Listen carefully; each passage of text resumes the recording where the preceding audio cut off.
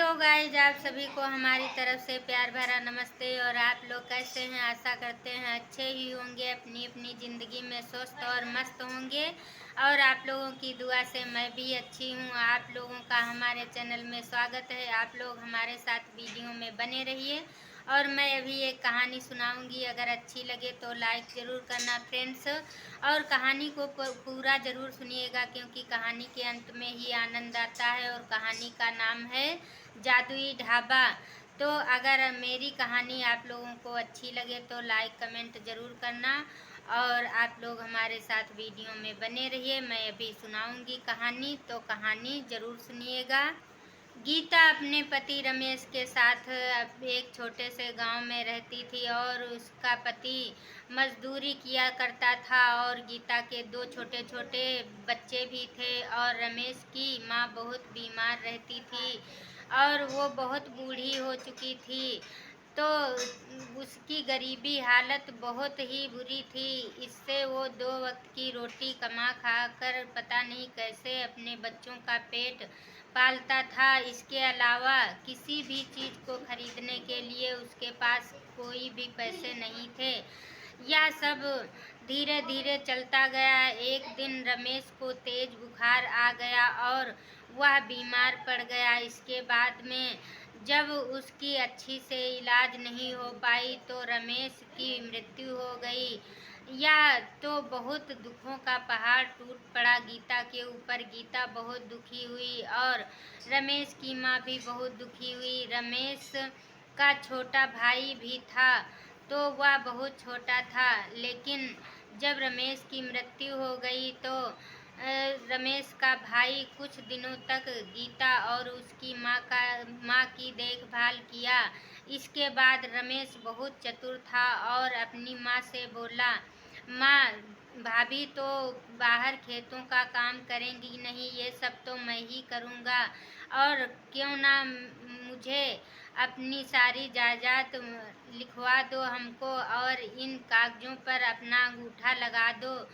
और रमेश की माँ भी राजू के बातों में आ गई थी और राजू को पूरी ज़मीन लिखवा दिया और कागज़ों पर अंगूठा लगा दिया। रमेश बहुत चतुर था। रमेश ने क्या किया, जब कुछ दिन 2-4 दिनों के बाद रमेश धीरे धीरे पूरी ज़मीन एक दूसरे के हाथ बेच दिया और बेच करके घर से बाहर चला गया। तो यह सब देखकर गीता और गीता की सास जो रमेश की माँ थी, यह यह तो बड़ा दुखों का पहाड़ टूट गए पड़ा। और रमेश की माँ भी बहुत बूढ़ी हो चुकी थी।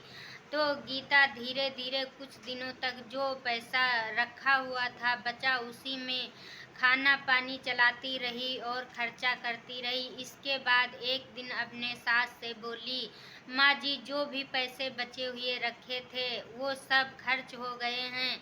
अब मुझे तो कुछ काम करना पड़ेगा और घर से बाहर मैं कैसे जाऊंगी? मेरे दो छोटे छोटे बच्चे हैं, उनको किसके सहारे करूंगी? और आप भी इतनी बूढ़ी हैं तो मेरे बच्चों को कैसे संभालेंगी? और ये थोड़ा सा आज का खाना बचा था, दाल चावल, उसी को मैंने बनाया है और इसी में थोड़ा थोड़ा खा लीजिए, फिर सुबह से मैं किसी काम के लिए जाऊंगी। यह सुनते ही रमेश की माँ बहुत दुखी हुई और कहने लगी, बेटी, कैसे क्या करोगी और कैसे घर चलाओगी? 2 वक्त की रोटी कैसे मिलेगी? और तभी गीता ने सभी को थोड़ा थोड़ा दाल चावल दे दिया और बच्चों को भी दे दिया। थोड़ा सा दाल चावल बचा था, वह लेकर के गीता खाने ही बैठी थी। तब तक बाहर से आवाज़ आई, मैं भूखी हूँ, मुझे कोई खाना खिला दो। तो गीता ने देखा, वहाँ एक बूढ़ी अम्मा बहुत भूख से तड़प रही थी और कहने लगी, मुझे कुछ खाने के लिए दे दो। गीता ने जो अपने लिए दाल चावल खाने के लिए रखा था, थोड़ा सा था, वही उठा करके उस बूढ़ी अम्मा को दे दिया। और बूढ़ी अम्मा ने जब दाल चावल को खाया तो कहने लगी, बेटी, ये दाल चावल बहुत स्वादिष्ट है, तुम्हारे हाथों में स्वाद है तो बहुत अच्छा लगा। आप के वहाँ का खाना खा के। तभी गीता ने अपने घर की पूरी हकीकत बताई, सारी बातें उस बूढ़ी अम्मा से बता दिया। यह सुनकर बूढ़ी अम्मा कहने लगी, बेटी तुम्हारे हाथों में इतना स्वाद है, तुम्हारा बनाया हुआ खाना बहुत स्वादिष्ट है, तो तुम अपने घर के बाहर दाल चावल का ठेला क्यों नहीं लगा लेती हो और उसी से अपना खर्चा चलाना, जो भी बिकेगा और उसी में जो पैसे बचेंगे वो तुम्हारे परिवार का खाना खर्चा चलेगा। यह सुनते ही गीता के मन में विचार आया और कहने लगी, ये बूढ़ी अम्मा ठीक कह रही हैं, तो मैं यही काम कर लेती हूँ और घर से बाहर भी नहीं जाना पड़ेगा कहीं, मैं अपने बच्चों को भी देख लूँगी। गीता यह सोच करके और सुबह से ही दाल चावल का ठेला लगाना शुरू कर दिया था और एक दिन उसने दाल चावल ही पहले वाले दिन बनाया और उसका दाल चावल और पूरे गांव में कहलवा दिया कि जिसको खाना दाल चावल खाना है तो वो मेरे पास से ले जाए। और सभी लोग उसके पास का दाल चावल खाया, लेके गए और खाया तो बहुत स्वादिष्ट था। और स्वाद के लिए बूढ़ी अम्मा ने एक नमक का पैकेट दिया था गीता को और कहने लगी, बेटी तुम इस नमक का ये इस्तेमाल करना और जिस खाने में इस नमक को डालोगी खाना बहुत और स्वादिष्ट हो जाएगा। वो जादुई नमक था। उस नमक को डालने से खाने में इतना अच्छा स्वाद आ जाता था तो सभी गांव के उसका दाल चावल खाना खा के बहुत खुश हुए और उसका दाल चावल बहुत पसंद करने लगे।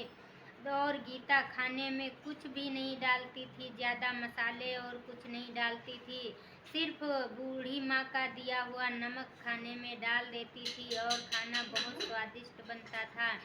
धीरे धीरे उनका बहुत अच्छा धंधा चलने लगा और तभी गीता एक दिन अपने सास से बोली, माँ जी मैं अकेले बहुत परेशान हो जाती हूँ, कस्टमर बहुत ज़्यादा आते हैं, तो मैं एक मज़दूर क्यों ना रख लूँ और वो मेरी सहायता करेगा।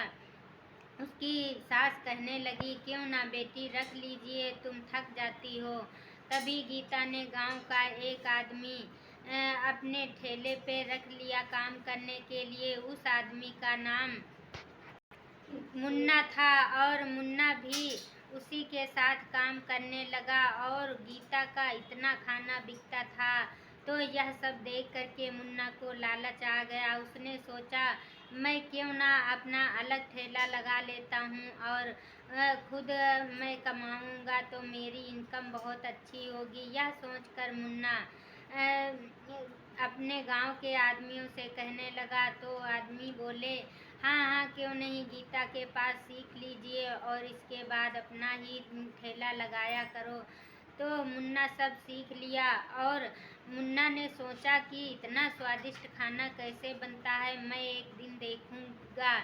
तो मुन्ना चुपके से गीता को खाना बनाते हुए देखा और गीता कुछ भी नहीं ज़्यादा डालती थी, वही अम्मा का दिया हुआ जादुई नमक खाने में डालती थी और इसी से खाना स्वादिष्ट बनता था। यह देखकर मुन्ना कहने लगा, इस नमक को क्यों ना मैं चुरा ले जाऊं और इसी नमक को डालूंगा तो मेरा भी खाना स्वादिष्ट बनेगा।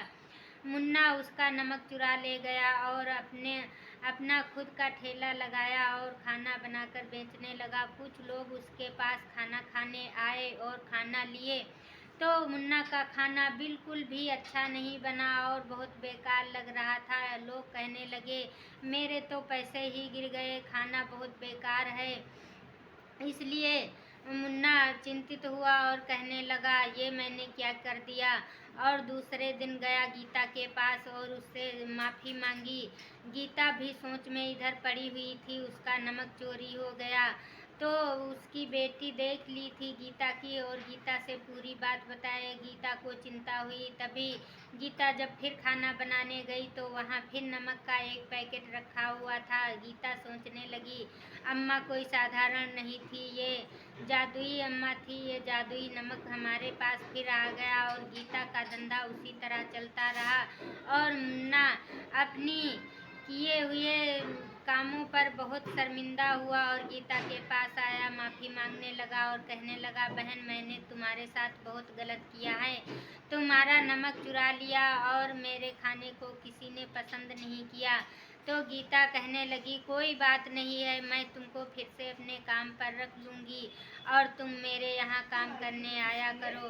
तो गीता की बात सुनकर मुन्ना खुश हो गया और कहने लगा, मैं आज से तुम्हारे ही पास काम करूँगा और तुम्हारा ही ठेला देखूँगा। और गीता और मुन्ना दोनों काम करने लगे और उसका अच्छे से धंधा चलने लगा। तो गीता एक अमीर और बड़ी इंसान हो गई और वो खुशी खुशी से अपना परिवार चलाने लगी। तो आज हमें इस कहानी से यह सीख मिलती है कि गरीबी अमीरी तो सबके ऊपर आती है, कभी कोई गरीब रहेगा तो कभी अमीर, लेकिन उसके साथ चतुराई नहीं करनी चाहिए। तो आज की कहानी मेरी कैसी लगी कमेंट करके ज़रूर बताना। तब तक के लिए बाय बाय।